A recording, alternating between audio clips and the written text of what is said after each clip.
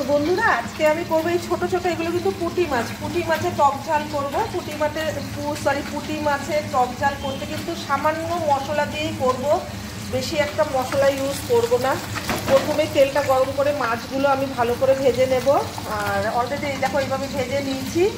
আর তার সাথে সেই রকম কিচ্ছু লাগবে না, এইভাবে কিন্তু করে খেয়ে দেখবে। আমি আরও একবার করে খেয়েছি, তাই এবার তোমাদের শেয়ার করলাম।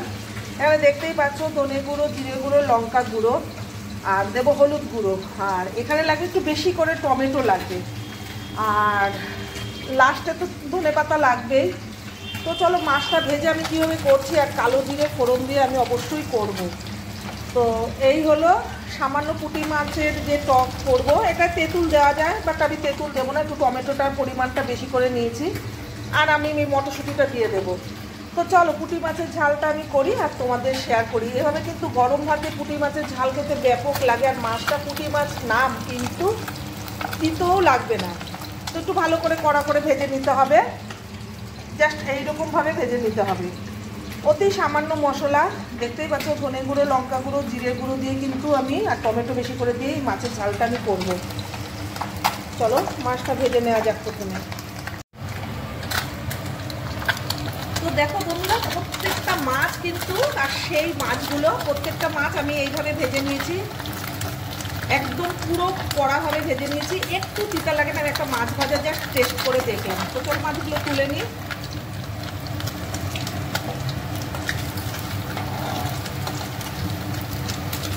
আর এইভাবে কিন্তু তোমরা প্লিজ একবার ট্রাই করে দেখো, ব্যাপক লাগে গরম ভাতে। পেঁয়াজ, রসুন, সর্ষে বাটা তো আমরা সবসময় খাই। আর এখানে তেঁতুলের পালটা দিলাম না, তার কারণ আমার টমেটোর পরিমাণটা বেশি আছে। এখানে মিডিয়াম সাইজের 6টা টমেটো আছে। তো চলো এখন ফোড়নে কী দেবো, কালো জিরে দিয়ে দিলাম, দিয়ে দেবো একটা পাকা লঙ্কা।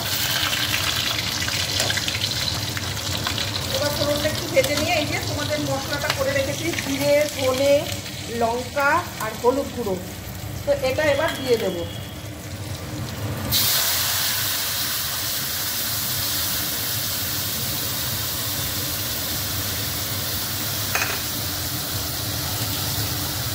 এবার এটা একটু কষিয়ে নিয়ে বন্ধুরা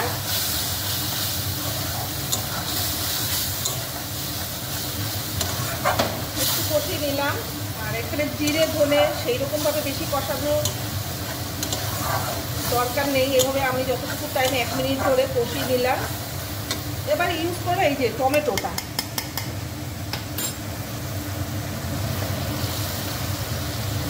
আর তার সাথে সাথে দেবো আরও 2টো কাঁচা লঙ্কা। সেম এইভাবে তোমরা করবে। এবার এটা দিয়ে বেশ কিছুক্ষণ আমার পরিমাণ মতো, এবার একটু নুন দিয়ে দেবো, টমেটোটা যাতে তাড়াতাড়ি গলে যায়। এবার নুনটা আমি দিয়ে দেবো আমার পরিমাণ মতো। আর ঝালটা তোমরা যেই রকম খাবে সেভাবে অবশ্যই দেবে।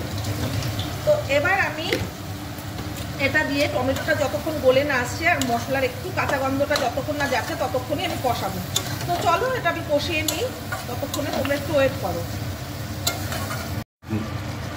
তো দেখো বন্ধুরা, টমেটোটা সুন্দর একদম গলে গেছে। আর আমি চেক করে দেখলাম বেশ পরিমাণে টক হয়েছে। তো এই টক ঝালের মধ্যে এই টকটা একটু ব্যালেন্সের জন্য আমি একটু চিনি ইউজ করব। এবার তোমরা চাইলে, তোমরা যদি পছন্দ না করো তোমরা এটা স্কিপ করতে পারো। আমি টক ঝাল মিষ্টিটা ঠিক পরিমাণে দেব, একটু চিনি ইউজ করলাম, কারণ টকটা একটু বেশি হয়ে, মানে টকটাই যেহেতু বানাবো আমি মাছে, যার কারণে আমি একটু চিনি ইউজ করলাম।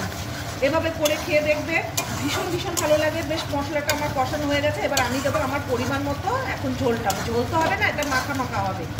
দেখতেই পাচ্ছ কালারটা দেখো। প্লিজ তোমরা এভাবে নর্মালভাবে একটু পুঁটি মাছের টক ঝাল খেয়ে দেখো, ভীষণই ভালো লাগবে। আর বিশেষ করে গরম ভাতে খুব সুন্দর লাগবে। আর মাছগুলো একটু তিতো লাগছে না, এত সুন্দর আমি না খেয়ে দেখেছি, মাছগুলো খুব ভালো লাগছে খেতে। তো চলো, আর এই যে ধনে পাতাটা কেটে রেখেছি এটা তো নামাবার সময় দেবো। এবার আমি আমার পরিমাণ মতো ঝোলটা ইউজ করি।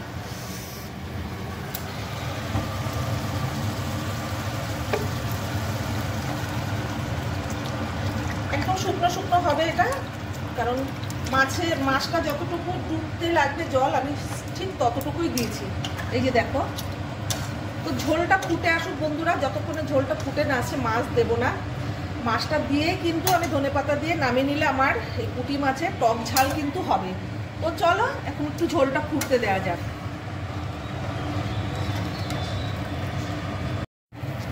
তো দেখো বন্ধুরা, ঝোলটা কত সুন্দর ফুটে এসছে। আর আমি কিন্তু এতটা ঝোল দিয়েছিলাম, কমিয়ে এতটা করে নিয়েছি। তো চলো, তার মানে বুঝতে পারছো আমার ঝোলটা সেই পরিমাণে ফুটিয়ে নিয়েছি যাতে আর কাঁচা গন্ধটা না থাকে। এবার প্রত্যেকটা মাছ আমি ঝোলের মধ্যে অ্যাড করবো।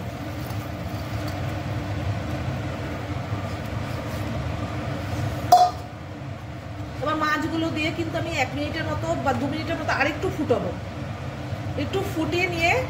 আর এর মধ্যে এখন আমি একটা জিনিস দেবো, এটা হচ্ছে মাছ। তার কারণ এটা না দিলে এই মাছের ঝালটাই নষ্ট হয়ে যাবে, খেতে ভালো লাগবে না। দেখো, একটু মাস্টার অয়েল দেবো, এটা খুব সুন্দর লাগে। এইভাবে একটু কাঁচা তেল দিয়ে দেবে। তো আমার কাঁচা তেলটা দেওয়া হয়ে গেল। আর আমি এটা 2 মিনিটের মতো ফুটাবো, ফুটিয়ে নামিয়ে তখনই দেবো ধনেপাতাটা। তাহলে তৈরি হয়ে গেল আমার পুঁটি মাছের নর্মাল মশলা দিয়ে টক ঝাল। তো অবশ্যই তোমরা এভাবে ট্রাই করে গরম ভাতের সাথে খেয়ে আমাকে কমেন্ট করে জানাবে যে ঝালটা কেমন লাগলো। এই যে দেখো, আর একটু ঝোলটা কমে আসলে কিন্তু আমি নামিয়ে নিলে আমার পুঁটি মাছের টক ঝালটা হয়ে যাবে। এতে কিন্তু সর্ষে বাটা কোনো রকম আমি পেঁয়াজ রসুন কিছু ইউজ করিনি। সামান্য জিরে, ধনে, হলুদ আর কালো জিরে, কাঁচা লঙ্কা ফোড়নে আমি এভাবে রান্না করেছি। সেম এভাবেই করতে হবে, আর খেলে বুঝতেই পারবে মজা কতটা। তো চলো, আমি নামাবার সময় ধনেপাতা দিয়ে আমি নামিয়ে নিলে হয়ে যাবে পুঁটি মাছের টক ঝাল। তো দেখো, ফাইনালি বন্ধুরা আমার পুঁটি মাছের ঝালটা কিন্তু কমপ্লিট হয়ে গেছে। তো চলো এবার আমি এটা নামিয়ে নিই।